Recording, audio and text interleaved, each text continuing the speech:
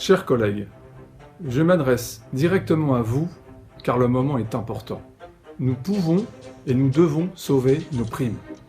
Nous sommes très nombreux à n'avoir reçu que 60% ou 40%, voire moins, du montant de nos primes de base, sans même que notre employeur nous explique en toute transparence les modalités de calcul, et ce malgré nos demandes répétées. J'ai rencontré l'avocate qui s'occupe du dossier jeudi dernier. Vous nous avez posé des questions précises, je vous dois des réponses claires. Quelles sont-ils ? Sur quel motif juridique allons-nous saisir le Conseil des prud'hommes ?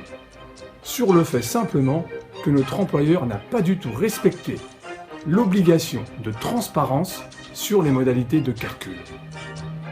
Avons-nous de grandes chances de l'emporter ? Au vu de l'ampleur délibérée de cette non-transparence, la réponse est oui.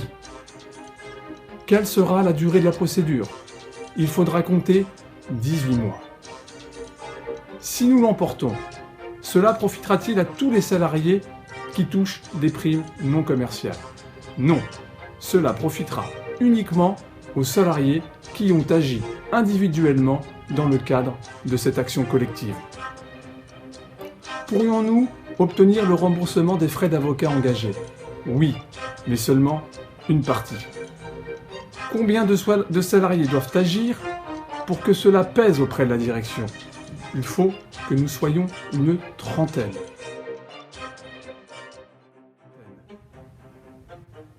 Certains d'entre vous m'expliquent sur le terrain que le jeu n'en vaut pas la chandelle.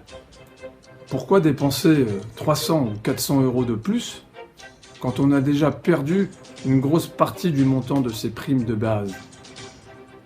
Il ne faut pas voir cette action comme un retour sur investissement à court terme, mais comme un tournant pour que notre employeur cesse de nous duper. La question est au fond très simple.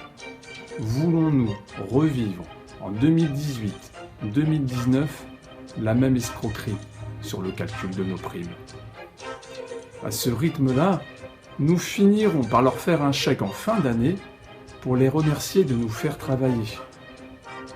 Certains d'entre vous ont entendu notre message et sont prêts à mener cette action de manière sûre et certaine. Mais cela n'est pas suffisant.